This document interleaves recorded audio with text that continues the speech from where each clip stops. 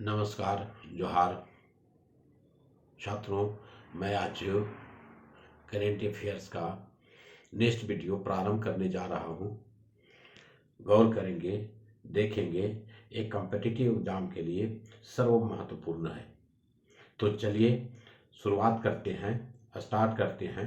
Question number 1, भ्रष्टाचार अवधारणा सूचांक CPI 2021 में 180 देशों की सूची में किस देश को 85वां स्थान मिला है? Option A Nepal, B Bangladesh, C Bharat, D Pakistan. तो छात्रों, इसका सही आंसर सी भारत है। इसके बारे में बताते चलें कि भ्रष्टाचार अवधारणा सूचकांक CPI 2021 में 180 देशों की सूची में भारत को 85वां स्थान मिला है। ट्रांसपेरेंसी इंटरनेशनल की तरफ से जारी एक रिपोर्ट के मुताबिक पिछले बार के मुकाबले में भारत के रैंकिंग में एक स्थान का सुधार हुआ है। 180 देशों में भ्रष्टाचार अवधारणा सूचकांक 2021 में भारत में पाकिस्तान 16वें स्थान से फिसलकर 140वें स्थान पर पहुंच गया है। नेक्स्ट क्वेश्चन नंबर 2, विश्व बैंक ने निम्न में से किस राज्य के लिए लगभग 1000 करोड़ रुपये का कर्ज को मंजूरी प्रदान की है? Option A Bihar, B Jharkhand, C Tamil Nadu, D Paschim Bangal. तो छात्रों, इसका सही आंसर है डी पश्चिम बंगाल। इसके बारे में बताते चले कि विश्व बैंक ने गरीबी और कमजोर समूहों तक सामाजिक सुरक्षा सेवाओं पहुंचने में मदद करने के लिए अपने प्रयास का समर्थन करने के लिए पश्चिम बंगाल सरकार को लगभग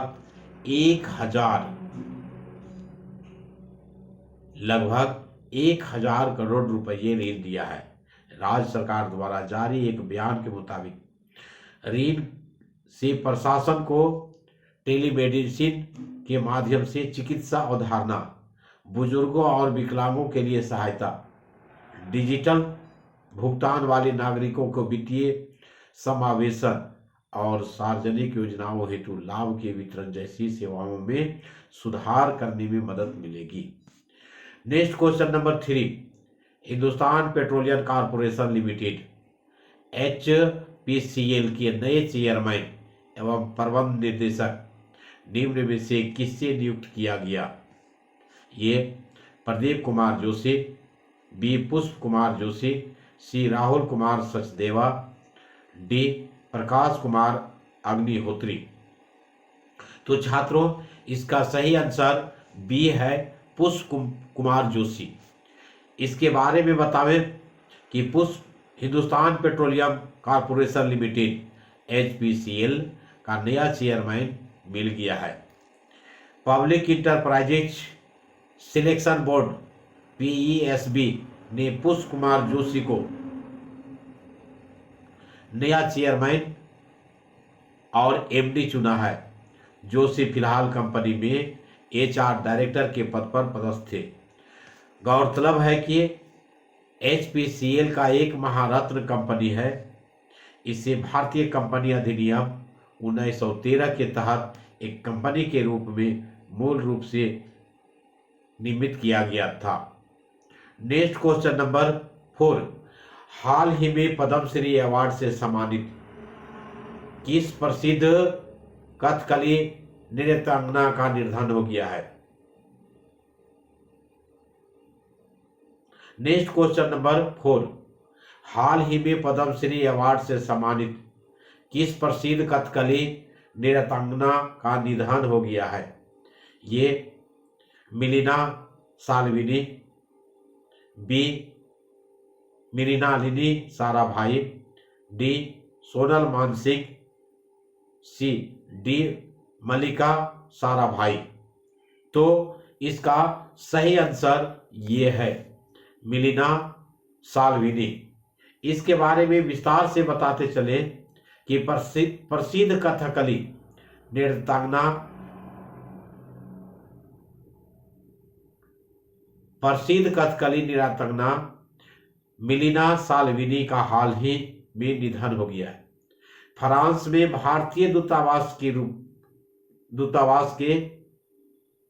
दूतावास ने एक ट्वीट पर इसकी जानकारी दी है। बता दें कि इटली में जन्मी साल्विनी नियमित रूप से भारत, खासकर केरल आया करती थी।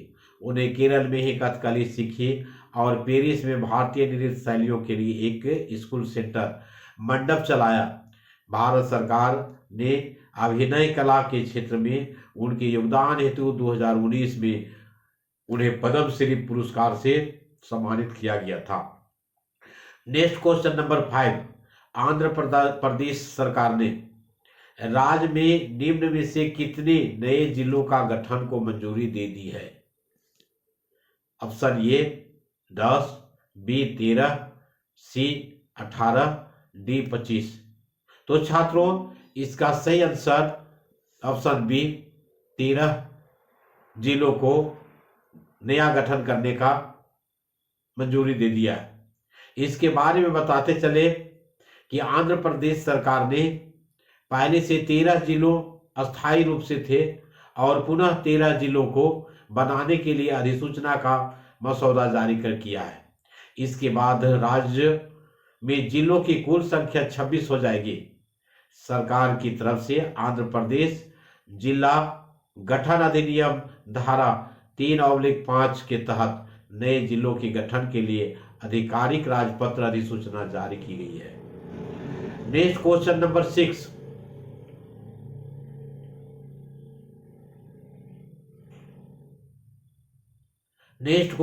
6, आईसीसी की तरफ से जारी ताजा T20 रैंकिंग में कौन सी महिला क्रिकेटर पहले स्थान पर पहुंच गई है? ये स्मृति मंधाना, बी हरमनप्रीत कौर, सी दीप्ति शर्मा, डी शेफाली वर्मा। तो छात्रों इसका सही आंसर डी है शेफाली वर्मा। तो इसके बारे में विस्तार से बताते चले कि आईसीसी की ताजा रैंकिंग में भारत की शेफाली वर्मा ने एक बार फिर शीर्ष T20 विकेटर का स्थान हासिल कर लिया है। उन्होंने ऑस्ट्रेलिया की वेथ मुंडी को पछाड़कर यह स्थान हासिल किया है। अब शेफाली के पास 726 अंक है, वो मुंडी से 2 अंक आगे है। वहीं शेफाली वर्मा की ओपनिंग जोड़ीदार स्मृति मंधाना को एक स्थान का नुकसान हुआ है। मंधाना अब महिला बल्लेबाजों की T20 रैंकिंग में 4थे स्थान पर आ चुकी है। नेक्स्ट क्वेश्चन नंबर 7, कोलकाता में नए पूर्वी सेना कमान के प्रमुख के रूप में निम्न में से किसे नियुक्त किया गया है? ये lieutenant general RP Kalita, B lieutenant general Gurmeet Singh, C lieutenant general YK Joshi, D lieutenant general Paramjit Singh. तो इसका सही आंसर है ये lieutenant RP Kalita.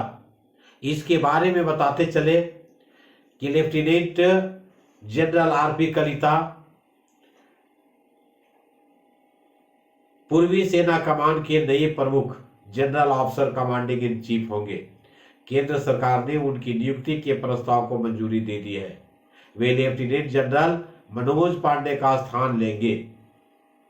Lieutenant general Kalita 31 जनवरी अर्थात आज के ही दिन 31 जनवरी 2022 को पूर्वी सेना कमान के नए प्रमुख के रूप में कार्यभार संभालेंगे। Next question number 8, IMF international money fund ने चालू वित्त वर्ष के लिए भारत के विकास दर के अनुमान को घटाकर कितने प्रतिशत कर दिया है? ये 7%, बी 8%, सी 9%, डी 5%। तो इसका सही आंसर है सी 9%। इसके बारे में विस्तार से बताते चले कि IMF इंटरनेशनल मॉनेटरी फंड ने चालू वित्त वर्ष के लिए भारत के विकास दर ग्रोथ रेट के अनुमान को घटा दिया है। 2021-22 के लिए IMF इंटरनेशनल मॉनेटरी फंड ने देश के विकास दर को 9% रहने का अनुमान जताया है। इससे पहले IMF ने पिछले साल अक्टूबर में 2021 में भारत की वृद्धि दर 9.5% रहने का अनुमान लगाया था। नेक्स्ट क्वेश्चन नंबर 9, हाल ही में किस देश ने भारत के साथ दुनिया की सबसे तेज supersonic anti ship cruise missile BrahMos की खरीद को मंजूरी दी है? ये Philippines, B Japan, C Germany, D China. तो छात्रों इसका सही आंसर है ये फिलीपींस। इसके बारे में बताते चले कि फिलीपींस ने भारत के साथ दुनिया की सबसे तेज supersonic anti ship cruise missile BrahMos missile की खरीद को मंजूरी दे दी है। यह पूरी मिसाइल डील लगभग 37 करोड़ 40 लाख डॉलर की होगी। दोनों देशों के बीच इस संबंध में जल्द ही समझौते पर हस्ताक्षर होगा। यह ब्रह्मोस मिसाइल के लिए पहला विदेशी ऑर्डर है। ब्रह्मोस मिसाइल ध्वनि की गति से लगभग 3 गुना तेज उड़ान भर सकती है। नेक्स्ट क्वेश्चन नंबर 10, संयुक्त राष्ट्र UN ने चालू वित्त वर्ष में भारत की आर्थिक विकास दर निम्न में से कितने प्रतिशत रहने का अनुमान लगाया है?